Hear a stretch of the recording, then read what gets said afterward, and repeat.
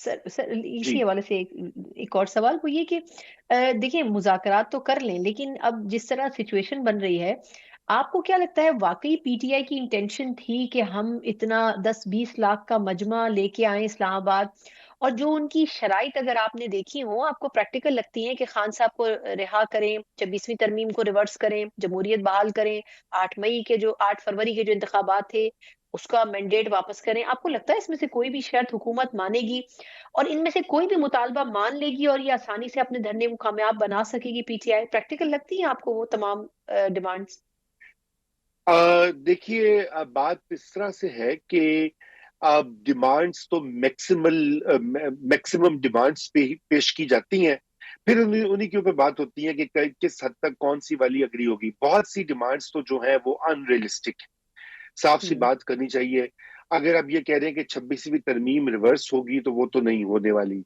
हाँ, कभी खान साहब आ जाएंगे इक़्तिदार में, उनकी पार्टी, उनके पास 2/3 अक्सरियत वो जमा कर लेंगे तो शायद वो रिवर्स कर दें। फिलहाल तो वो होता हुआ नहीं दिखाई दे रहा। दूसरी उनकी डिमांड यही है कि फरवरी 8 के जो इलेक्शन थे, जिसके ऊपर पीटीआई हुँ, को हुँ। एतराजात हैं, उनका ये कहना है कि वो इलेजिटिमेट है, तो वो उनको जो है रिवर्स किया जाए या एक नया इलेक्शन किया जाए, वो भी फिल फॉर होने का इम्कान नहीं है। हाँ, अब आ गई बात जो खान साहब की रिहाई और पीटीआई के जो बहुत से लोग अभी तक जेलों में बंद हैं, जैसे डॉक्टर यास्मीन राशिद हैं, एक कैंसर हुँ, की हुँ, हुँ। जो है सर्वाइवर हुँ। हैं, मोहम्मद खातून हैं, या इस तरह और लाहौर में महमूद रशीद हैं, इजाज चौधरी हैं। देखिए, कितना 1 साल से ज्यादा हो चुका है। अब उनको तो बिल्कुल रिलीज होना चाहिए। मैं इसलिए नहीं कह रहा कि उनके ऊपर मुकदमे, उनको प्रोसिक्यूट ना करें। अगर उन्होंने कोई वायलेंस को किया है तो बिल्कुल वो मुकदमे हुँ, हुँ। चलते रहे, लेकिन उनको जेलों में बंद रखना तो कहीं की कोई। और इसी तरह और बहुत सारे यंग लोग जो हुँ, हैं, हुँ। जो कि मिलिट्री ट्रायल्स को फेस कर रहे हैं, वहां पर बिल्कुल गुंजाइश है और निगोसिएशन हो सकती है। लेकिन उसके हुँ, लिए जाहिर बात है कि हुकूमत और इस्टेब्लिशमेंट की भी कुछ शराइत है, जिनके ऊपर खान साहब को हुँ, भी गौर करना होगा और उनको अग्री करना होगा। उसमें सबसे बड़ी ये शर्त है कि स्टेबिलिटी मुल्क में जो बड़ी मुश्किलों से थोड़ी बहुत अभी उसके आसार दिखाई दिए, अभी तो नहीं आई पूरी तरह से, वो बिल्कुल रिवर्स ना हो। क्योंकि अगर वो रिवर्स होती है तो फिर उसका असरात मईशत पे पड़ते हैं, पाकिस्तान की रियासत पे पड़ते हैं। तो देखिए, ये तरीका कार निकल सकता है, लेकिन मसला है कि खालिद साहब भी गैर लचकदार रवैया अपनाए हुए हैं। और जो दूसरी साइड है, और आप समझ ही रही हैं और नाजरीन भी समझते हैं कौन सी दूसरी साइड है, अब उसका नाम तो हुँ। ना भी हम लें, सर मुझे वो तो भी लगता गैर है एक ही साइड लचकदार। है, दूसरी कोई साइड ही नहीं है। बस ऐसा ही समझ एक ही लीजिए। तो साइड पे दूसरी चलना साइड, है। हुँ, हुँ, जी, तो दोनों तरफ जो है इनफ्लेक्सिबल हुँ। रवैये हैं। जी, अब जी। इस तरह के हुँ, मुल्क के हालात को देखें ना, जिस तरह अभी आप भी आज नहीं दफ्तर हुँ, जा सकी, कितने और मेरे हुँ, जानने हुँ, वाले हैं, सुबह से मेरी उनसे बात हो रही है। किसी को बच्चों की शादियां हैं, शादी हॉल्स में कोई मरीज है, बच्चों के स्कूल हैं, कारोबार है। मैं ताजिरों की अभी वो देख रहा था, उनकी रिपोर्टिंग हो रही थी, कितना ये मईशत को नुकसान है, लोगों को नुकसान है। और पीटीआई को भी इसके बारे में सोचना चाहिए, और ज्यादा गवर्नमेंट और इस्टेब्लिशमेंट को सोचना चाहिए कि भाई ये कब तक आप इस मुल्क को एक वो बना देंगे, वायलेंस नहीं, और लेकिन रूमी साहब सर जी। माज़रत आपकी बात फिर अगेन काट रही हूँ, लेकिन अब जिस तरह आपने कहा ना कि मुल्क को भी सोचना चाहिए, जमातों को भी, फिर एस्टेब्लिशमेंट को, हुकूमत को भी, सबको सोचना चाहिए।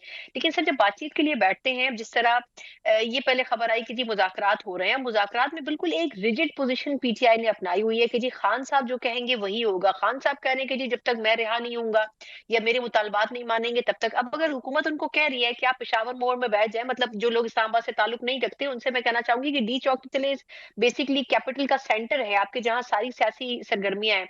तो उनको एक कॉर्नर पे अगर कहा जा रहा है कि पेशावर मोड़ या इसके अलावा परेड ग्राउंड या इस किस्म की किसी जगह बैठ जाएं, तो उसमें फिर वो इतनी रिजिडिटी क्यों दिखा रहे हैं कि जब तक हमारी मुतालबे नहीं मानेंगे तब तक हम बैठेंगे नहीं?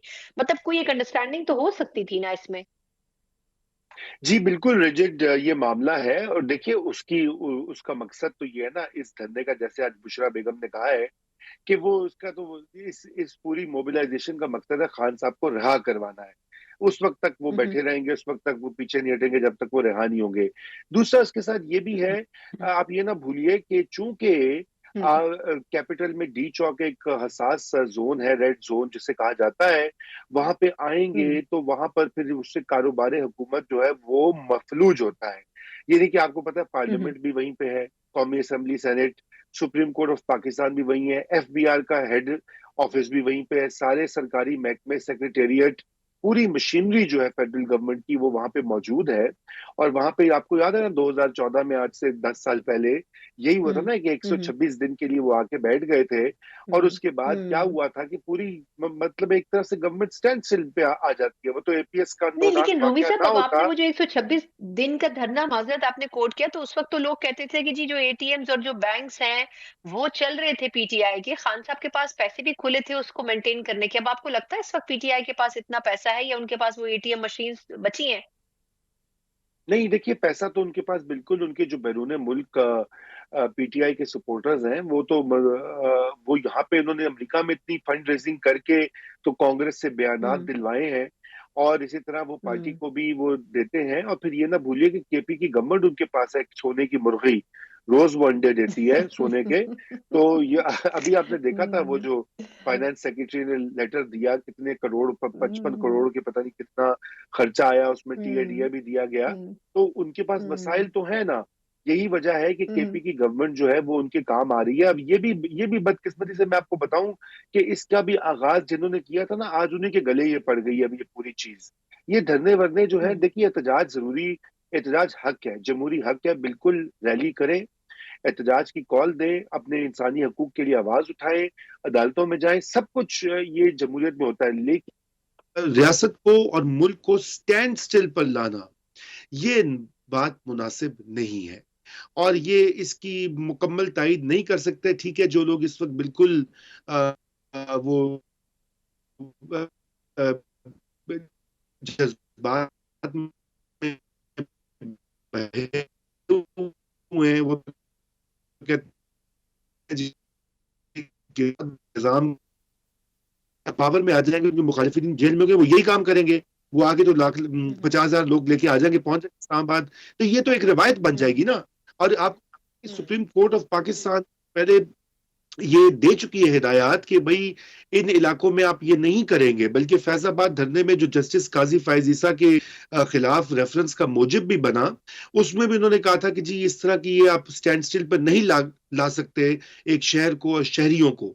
बाद में सुप्रीम कोर्ट की कुछ हम्म गाइडलाइंस भी आई थी, लेकिन हमारे यहाँ कोई दिखता ही नहीं है। सभी जो है वो अपनी अपनी दुकान चलाते हैं, हम्म हुकूमत हो या अपोजिशन हो, हम्म किसी कोई भी हम्म। हो। अच्छा लेकिन रूमी